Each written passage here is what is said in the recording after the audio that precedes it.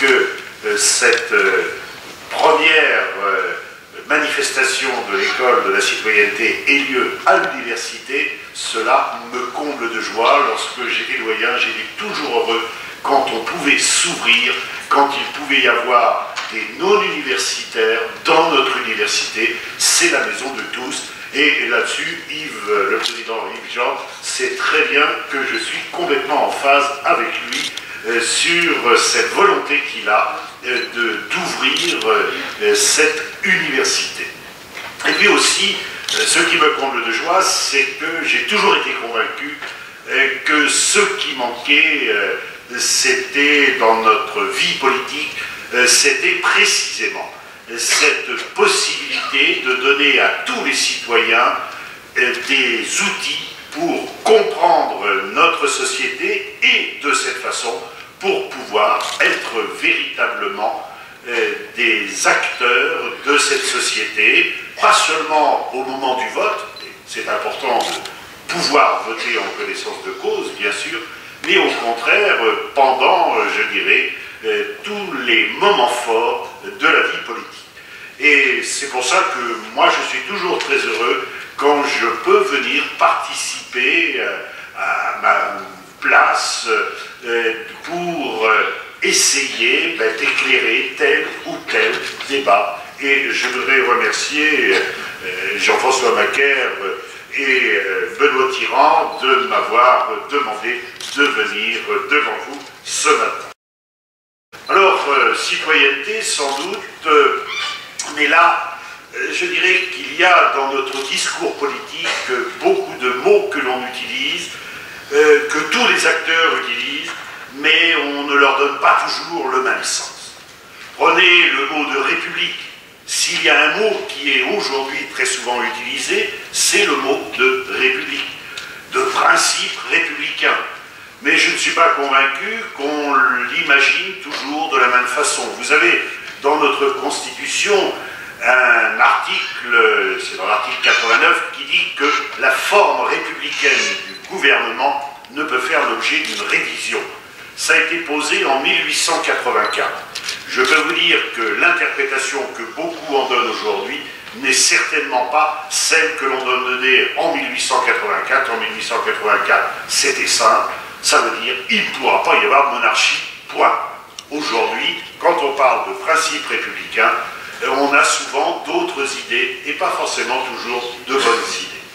Un autre mot, le mot de laïcité. Là aussi, c'est un mot que l'on utilise beaucoup. Et là encore, pas forcément toujours de la meilleure façon. Parce que, on le voit, c'est un thème qui est finalement appréhendé par tout le monde, y compris ceux qui ne seraient pas forcément de véritables défenseurs de cette laïcité. Et à chaque fois, on se dit, la laïcité, c'est simple. Reportons-nous à la loi du 9 décembre 1905 sur la séparation des églises et de l'État. Petit problème, dans cette loi, le mot laïcité ne figure pas. Alors, ça veut dire qu'il faut sans doute s'interroger, débattre, et là, on est dans un lieu où on peut débattre sur ces questions. Alors, j'ajouterai, bien évidemment, puisque c'est ce dont on a parlé avec Jean-François Macaire et Benoît Tirant, j'ajouterai bien sûr le mot de citoyenneté. Le mot de citoyenneté, lui aussi, on l'utilise depuis longtemps, on l'utilise en fait essentiellement depuis le XVIIIe siècle. Il y a un article dans l'encyclopédie sur le mot citoyen, mais c'est surtout en 89, parce que en 89, on ne voulait plus de sujet, on voulait une égalité, et on la trouve à travers cette idée de citoyen. Et la meilleure preuve, c'est notre texte le plus solennel, la Déclaration des droits de l'homme et du citoyen. Citoyen, c'était un mot par lequel on s'apostrophait à la Révolution. On voit souvent une gravure d'une boutique sur laquelle il y a une pancarte disant « Ici, on s'honore du titre de citoyen ». Puis parfois, on l'utilise de façon un peu dérisoire lorsque, pour le procès de Louis XVI, c'est le procès du citoyen Capet. Mais ceci est une autre histoire. Et cette idée de citoyenneté, là aussi, elle est certainement à revoir. Elle est certainement à revoir, sinon il n'aurait pas été nécessaire qu'Olympe de Gouges écrive une déclaration des droits de la femme et de la citoyenne. La seule égalité que l'on a respectée pour elle, malheureusement, c'était de pouvoir monter à l'échafaud. Et la citoyenneté de 89, en effet, ce n'est pas la citoyenneté de 2013. Parce qu'en 89, on s'accommodait de la mise à l'écart des femmes, on s'accommodait encore de l'esclavage, on s'accommodait, sauf une toute petite période de 3 ans, du suffrage censitaire, puisqu'on vous parlait de citoyens actifs et de citoyens passifs. C'est-à-dire qu'il n'y avait pas cette idée d'égalité qui avait été voulue. Alors, qu'est-ce que c'est qu'un citoyen aujourd'hui, où à côté d'une citoyenneté française, il existe aussi une citoyenneté européenne, sans doute plus limitée que la citoyenneté française. Alors, on a des définitions dans notre histoire. Par exemple, je pourrais vous donner la définition de la Constitution de l'an 3, Constitution très réactionnaire. Nul n'est bon citoyen s'il n'est bon fils, bon père, bon frère, bon ami, bon époux. Voilà ce qu'était un citoyen, bien entendu dans une vision très machiste, vous l'avez compris. Même si la Constitution, beaucoup plus stimulante de l'an 1, de la Convention, est intéressante, elle ne saurait nous suffire. Elle ne saurait nous suffire parce que la citoyenneté, en fait, c'est un cadre dans lequel le citoyen doit se situer, un cadre dans lequel il peut, il doit agir.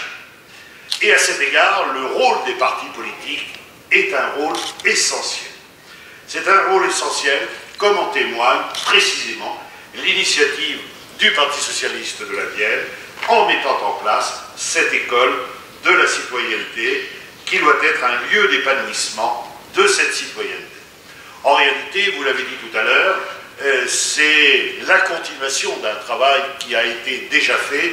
Vous avez évoqué à juste titre Alain Thiers, j'ai eu l'occasion aussi d'intervenir sur sa demande et je sais que lui aussi a fait un magnifique travail à cet égard. Alors cette citoyenneté, finalement elle est multiforme. Elle est multiforme, alors bien sûr on pourrait toujours se référer à l'Antiquité, veut dire ça nous vient de la Grèce, et puis il y avait la citoyenneté romaine, le droit de cité, etc. Bon, je vous épargnerai ce genre de choses. Ce que je voudrais dire surtout, c'est que lorsque l'on évoque l'idée de citoyenneté, on a souvent deux visions. Il y a une vision qui malheureusement est la vision peut-être la plus répandue, parce qu'elle arrange beaucoup de monde. C'est une vision très réductrice, qui va se limiter peut-être uniquement au droit de vote, et c'est tout. Mais je crois, et c'est précisément l'esprit dans lequel je souhaite que se déroulent les travaux de cette école de la citoyenneté, il y a une vision qui doit être une vision plus dynamique, parce que la citoyenneté, cela ne se limite pas, bien sûr, au seul fait de mettre un bulletin dans une. Malgré tout, cette vision réductrice, c'est vrai, c'est celle qui voit dans le citoyen le titulaire de droits politiques, avant tout du droit de vote, avec également des devoirs. Dans le passé, on parlait notamment du service national. Aujourd'hui, par exemple, ces devoirs de citoyen, ça peut être tout simplement le fait d'être un juré dans un procès. La Révolution a établi, elle, de façon assez ferme finalement, un lien entre nationalité et citoyenneté. En principe, sont citoyens français les personnes qui ont la nationalité française, mais vous le savez, ce n'est pas aussi simple. Il faut aussi jouir de ses droits civiques, ce qui fait que certaines personnes se trouvent être des citoyens diminués. Et puis, il y a le côté plus positif qui est ce dépassement de la citoyenneté avec la citoyenneté européenne. Citoyenneté européenne qui est issue du traité de Maastricht en 1992 et qui pose que est citoyen de l'Union toute personne ayant la nationalité d'un État membre. Et c'est notamment ce qui a permis cette première avancée, mais que l'on espère être suivie d'avancées plus fortes, de donner la possibilité aux citoyens européens de voter aux élections municipales et aussi au Parlement européen dans l'État dans lequel ils résident. Vous direz que quand je dis que cette avancée, il faut souhaiter qu'elle aille plus loin, c'est que cette possibilité, eh bien, elle soit ouverte pas seulement aux citoyens européens, elle soit ouverte à tous les étrangers, comme cela se passe et de façon très simple dans beaucoup de pays de l'Europe. La citoyenneté aussi, cette citoyenneté liée au droit de vote, elle montre bien que pendant plus de 200 ans, eh bien, il y avait en effet toujours des citoyens passifs à côté de citoyens actifs. Toujours des citoyens passifs à côté de citoyens actifs. Les femmes étaient des citoyennes passives et à cet égard, on reste assez sidéré quand on voit les débats au Sénat qui s'étaient opposés au vote des femmes et malheureusement aux interventions d'un sénateur des Deux-Sèvres, René Héry, et d'un sénateur de la Vienne, Duplantier, qui avait un argument pour écarter les femmes du suffrage qui était un argument imparable. Si les femmes ont le droit de vote, cela entraînera l'alcoolisme chez les femmes. Et je crois que c'est une démonstration assez éblouissante du génie de la classe politique de la Vienne. Et oui, elles assisteront aux réunions électorales. Et alors, vous savez comment ça se passe, une réunion électorale? Relisez Duplantier. Mais relisez-le quand même au deuxième degré.